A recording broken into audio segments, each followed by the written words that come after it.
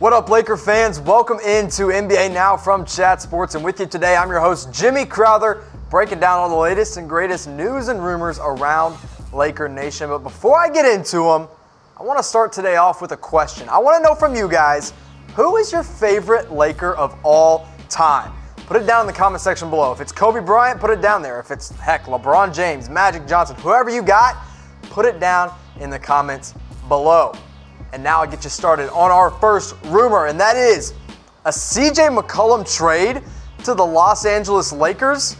Who knows? Anything could happen. He's been a great second option next to Damian Lillard in Portland for quite some time now. But maybe he's ready to take over a little bit more ball handling skills and he wants to come to LA, and Lakers could call up Portland and offer up a trade. And really, I mean, they should get a good return for this guy because he's been so good for them. Now, he had some struggles in the playoffs, but he also stepped up when it counted, got them all the way to the Western Conference Finals. You see what he did last season as a whole. 21 points per game, 3 assists, not dishing it super well because really he wasn't on the ball that much. 4 rebounds per game, and then 38% from 3. When Damian Lillard was out, or when Damian Lillard was struggling, CJ McCollum was there to lead this Portland Trail Blazers team. But it's not going to be easy for anyone to just get him if Portland is looking to move him this summer. So here's a little trade that I whipped up that the Lakers could offer the Portland Trail Blazers. Straight up, the Lakers get CJ McCollum, and that's it. And the Lakers send out Brandon Ingram and Josh Hart and the number 4 overall pick. I think it could get it done. Maybe the Portland Trail Blazers want some wing help. They put in Ingram. They start to groom him. Josh Hart could be a guy that starts next to Damian Lillard if he wants to, or maybe he just comes off the bench. And then you get a guy like Jarrett Culver with the number 4 overall pick. But who cares about the Trailblazers? This is all about the Los Angeles Lakers. We're telling you all the Lakers news and rumors. So this is what they would look like if they added a star in CJ McCollum. You get Lonzo and CJ in the same backcourt. Defensively, it's great. Offensively, it's great. They pass, they move the ball well, they can both score. I would love that backcourt in Lakerland. And then you put Kyle Kuzma in at the starting small forward position because Brandon Ingram isn't there anymore. And then you bring back JaVale McGee, and of course you have LeBron James, the star, the guy that everything goes through in Los Angeles. He's the first ever player from Lehigh. I think that's a super interesting fact. He's really made a name for himself, and I can't imagine any team wouldn't love to have him. But the Lakers have also been looking at another shooting guard to trade for in Bradley Beal, and when you put them side by side, it becomes kind of obvious who maybe the better option is. McCollum's got 21 points per game, Bradley Beal at 26. Bradley Beal also averaging more assists and more rebounds. He's shooting slightly worse from beyond the three-point arc, but I think that's because he has a bigger weight on his shoulders in Washington. Now look, both shooting guards are absolutely incredible. I love CJ McCollum and I love Bradley Beal. And I think both of them would be great for LA. It's just there's a lot, maneuvering what each team would want in a trade return. But which player, which shooting guard would you rather have in Lakerland next season? If you'd rather have CJ McCollum, just type CJ in the comment section below. If you'd rather have Bradley Beal, type BB. Another guy whose initials are actually BB as well, Bol Bol, the big man out of Oregon. Now, he only played in 9 games this past season because of his weird foot injury, because he's so big. That probably played a big part into it. But great athlete, a good shooter.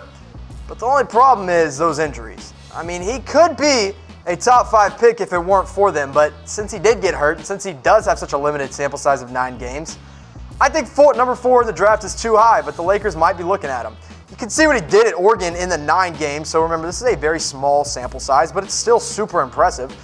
21 points per game and 10 boards. I mean, a walking double-double. If you're that tall, you ought to pull down that many rebounds. And then 2.7 blocked shots per game, but that's not really what makes him a unicorn. What makes him a unicorn is the fact that he shot 52% from 3. But here were his combine measurements, and anytime we talk about Bol Bol, I love to bring up this dude's combine measurements because, frankly, it's kind of embarrassing. 7'3", 7'7" wingspan, and a 9'8" standing reach. All that's great, but the dude's 208 pounds. He has like a foot plus on me, actually quite more than a foot, but whatever. And he weighs just barely more than me. I mean, this dude's got to put on weight or else he's going to get big-bodied in the NBA. And that's why I don't have him as the top target for the Los Angeles Lakers at the number 4 slot, should they keep the pick. Of course, they're looking to move it possibly for a guy like CJ McCollum or Anthony Davis. Number 1, it's Darius Garland. I mean, Clutch Sports client, you got to think it makes the most sense right there. Number 2, DeAndre Hunter, and number 3, Jarrett Culver, and then Cam Reddish, a distant 4 in my opinion. I think that top 3 is pretty solid. But then I got Bol Bol in there at 5 if, they want to get crazy and start to bring in this kind of project player. And if they do, here's what a lineup would look like. Lonzo Ball, Brandon Ingram, Kyle Kuzma. I know Ingram and Kuzma, they're not guards, but whatever. It's what the Lakers have to work with right now. And then LeBron James, so you run the 3 big forwards. And look, this might be the first time I've had a Lakers starting lineup graphic on this show that doesn't include JaVale McGee. Because now you get Bol Bol in there at the starting center position. Is he going to start right away in the NBA? I don't know. He's got to add some weight. But he's probably not the top target for the Lakers anyway, if we're being honest with ourselves. I think the Lakers need to draft Darius Garland. I think he makes the most sense for them at 4 if they keep this pick. But who do you guys want to see the Lakers draft with that number 4 overall pick? Is it Jarrett Culver? Is it DeAndre Hunter? Heck, if it's Bol Bol, let me know in the comments section below. Now, another potential center that the Lakers could trade for, or even have on their starting 5 next year, Clint Capela. He's one of the 3 major role players that the Rockets are looking to move and get a new salary in this next season. And the Lakers could easily take on his salary with the cap space that they have and really the offers that they have to give the Houston Rockets. And this dude would be a huge addition to that Laker front court, which is really pretty weak right now. But another guy they could look to trade for, it wouldn't cost quite as much, is Mo Bamba. And maybe the most impressive thing about Mo Bamba is the Sheck West song, but because you look at these stats and really they don't stand out to you. I mean, 17 points per game, 13 rebounds, 2 blocks, and he's 25 years old. That's all Clint Capela.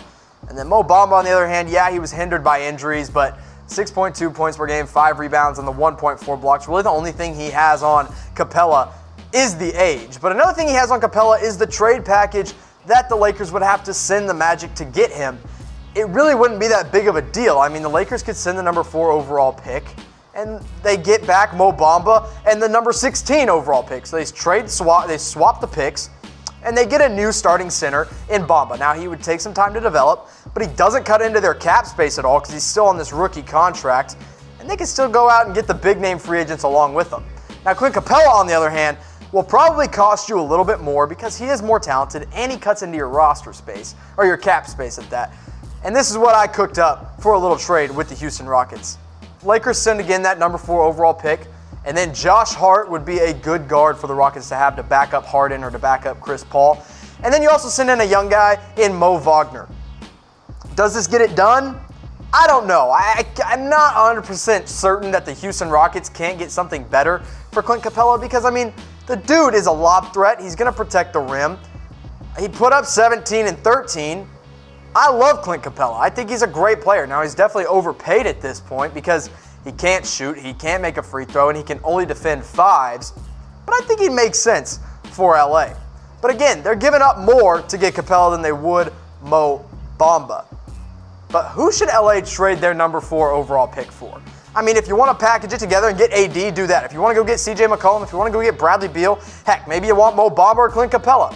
Whoever you want, I want you to put it in the comment section below. And while you're doing that, guys, I want to remind you to subscribe to our Lakers Only channel on YouTube because we're putting out great Lakers stuff all day, every single week.